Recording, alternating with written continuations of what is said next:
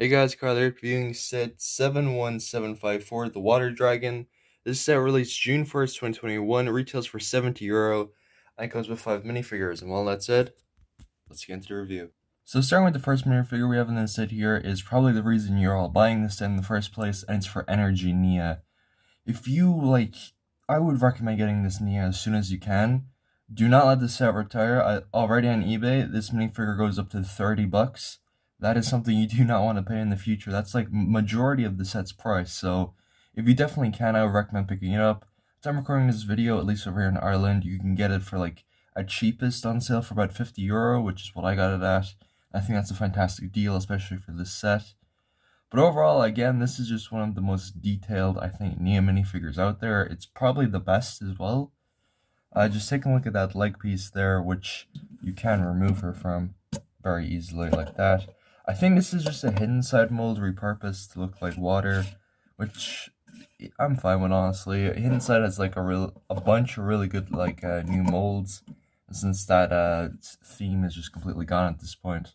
Might as well repurpose them. But let's just remove that and take a look at Nia without the water tail thing. Which in doing so, you can take a look at what the minifigure looks like without the thing on. For some reason, I think you can see it there, the printing just really abruptly cuts off at the legs. That is very noticeable, and I wish that was something Lego fixed. But I think they're looking at from the aspect that you'll be having her basically on this the entire time, which kind of covers where the printing cuts off, but it still kind of sucks in my opinion. Again, overall, a really nice printing. It's got the Outrider arms, which have these water tendrils, which can be independently moved, which is very cool. She's also got two power blast pieces here to simulate water, which I'm not going to fire off because I don't want to lose them. But if we remove the mask and the Outrider arms, you can get a better look at the face printing, which I think is really good. On the box, it does look kind of like pixel, but here, you can kind of see it. Although, one of my biggest complaints is that the hairpiece just gets stuck on for some reason. It gets really stuck on there, which is just a reprint of the hairpiece from the Fire Dragon attack for Golden Nia, but in, it's kind of clear. You can kind of see there, clear blue. At the back, there is no alternative face because she only really has one expression, and that is angry. I believe this back here is the symbol that means ninja or something in the Ninjago language. I think so, because I'm judging it off the Evo sets. That's what it means there, but could be wrong. Correct me in the comments. But overall, again, a really nice minifigure, a really great one, and one that I recommend you definitely get before the C-Bond sets retire. I also just noticed as well that that arm is see-through, and that is very cool. But anyway, let's move on to the next minifigure in the set. So the next minifigure we have in this set is Zane, and obviously his scuba suit, which looks really cool. I like the way the core is exposed there on the torso. It looks pretty cool as well. It also comes with these two black flippers, but I'm not going to put them on because you won't be able to stand on the minifigure stand if I do. His accessories is a simple gun, or a harpoon, I guess, which all the ninja have in this wave, pretty much. Removing the hood, or I guess the mask, you can get a better look at his face print there, which I don't think this is a newer style one. I think this is the same one they've been using since 2019. I could be wrong, let me know in the comments. But he just uses a scuba attachment that all the scuba suits use in this wave. But if we remove the scuba attachment, you can get a better look at his torso there, and also the back of his head. This torso definitely looks a bit strange. I don't know what it's about, but it's whatever, I guess. Overall, again, a great minifigure, and not too much else to say about it, so let's move on to the next minifigure in the set. Now, just to fly through these minifigures real quickly, because I already covered the Murray guards in different reviews. They're basically the exact same.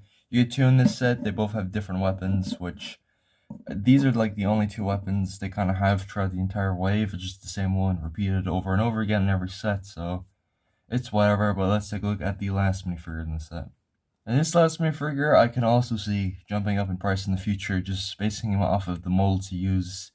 Obviously this is Kalmar, the main villain of the season, who uses this kind of squid legs, which I think this is the first time they've been ever used since Lego Atlantis. Shout out if you remember that theme. That was definitely an experiment.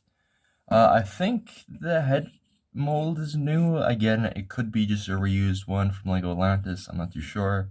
The trident is pretty cool, I guess, but I kind of wish they had like it was more show accurate in the sets. Like in the show, it's more like a translucent blue in the early parts of the season, but then towards like actually it's still kind of early on, it's just turns to red.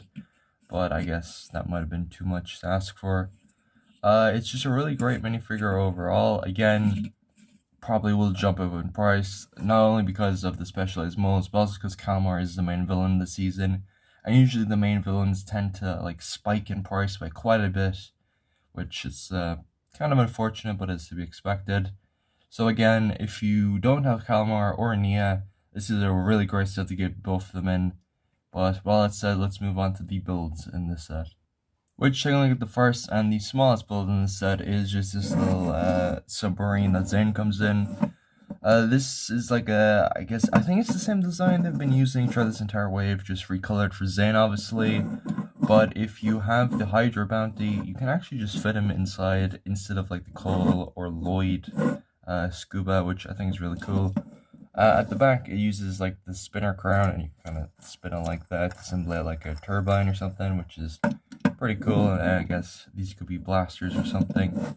And you can easily open up there and just fit Zane in with the flippers on as well, which is really great because a lot of the sets, vehicles in the set are in this wave, I should say. A very limited amount. You can't actually fit the ninja in with their flippers on, but this is really great that you can. But anyway, let's move on to the next build in the set, which is slightly bigger, but obviously it's not the big main part of this set. This is actually a really nice build in general. It's just used to like hold the amulet. I don't believe this was ever shown in the show. Maybe. I forget. It's been like a while since I watched Seabound. But this is just like a really nice build in general to just hold the wave amulet, I believe it's called. I don't know. I kind of wish there was a sound like this in the island wave for the storm amulet, which I guess there kind of is in the Keeper's Village, but more akin to this. Just a nice little diorama. Overall, pretty great. But anyway, let's move on to actually the main big build in this set. Which you can see just how big this build is. It barely fits into my display, which kind of worrying, but yeah, this is water, well, I guess kind of water Nia, right? Because in the show. So I guess technically this is the biggest Nia figure ever made, but it looks really great. It's like not really accurate to the show because in the show it's completely made of water. But I guess from this approach, it's like, what if it was an actual dragon? Also, do apologize if you hear a dog barking in the background. It's just neighbor's dog. It comes with these clot wings, which I was really taken like aback because I was expecting like the plastic wings from the Ultra Dragon, Legacy Ultra Dragon, but no, it's got like the cloth fabric from the Legacy 2021 Fire Dragon, which I guess makes way more sense really because obviously these are meant to be bent a lot more than the plastic ones because the plastic ones get bent, you might as well throw them away or replace them. Yeah, I think this bottom jaw mold, that might be new. I don't know. I think it's used in some of the Evo Dragon sets. I don't have any of the Evo Dragon sets because honestly they all look really bad. But that is a discussion for another time, I guess. The tail is pretty cool. It's just got like those kind of water pieces there. And there's also, I think I built this wrong, but there's meant to be like a mechanism up here, which if you like press down or something, like the wings flap. I think it's meant to flap both wings, but it only flaps this wing, so I might have screwed that up. Anyone who wants to send the comments, please let me know.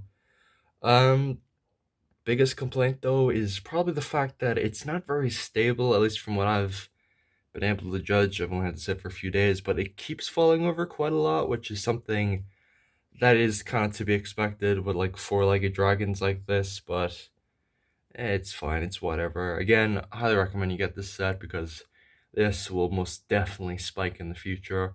Also really like the kind of the wide-eyed look of the dragon. That looks pretty sick. But overall, again, really nice. Not too much else to say about this because I'm just repeating myself at this point. But anyway, let's move on to the instructions. So taking a look at the instructions, just the box art here, which looks really sick. Flip it around. Get a look at the advertisements inside, which are for Seabound, right here.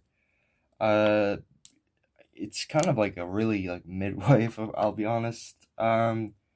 Which the only set I'm missing is Zelda's in the DLC, which I'm not gonna get, to be honest here. Both of them are came in like a foil pack in a magazine, so I'll probably just get that. And so the glutinous, so really there is no point in getting this set. It is really bad, really trash.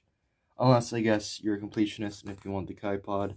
And there's meant to be like a slightly misprinted, I believe it's either the Storm Amulet, the purple one. It's got like this weird gloss to it. But other than that, there's not much else to say. Here, as also well, you have a play feature. That's kind of it with the instructions. So with all that said, let's move on to the box. So it's in like the front, again, it's just the box art. You have the Nia portrait up here, and you have Wurjira down here in the bottom. Minifigures and whatnot. That's most to say, but if I flip it around, you can better look at the back. Well, you can see the back. Which down there, that's the measurement. So if you are planning on getting the set, and if you want to see if it's big enough for your display, it's right there. Quite a big set in general. On the Lego website though, it says it can stand up on like two legs, but it doesn't seem like that. I think that was like just an error. But anyway, back on track here. We have that like image from the instructions, and we just have like another look at the dragon, and as well as just the minifigures.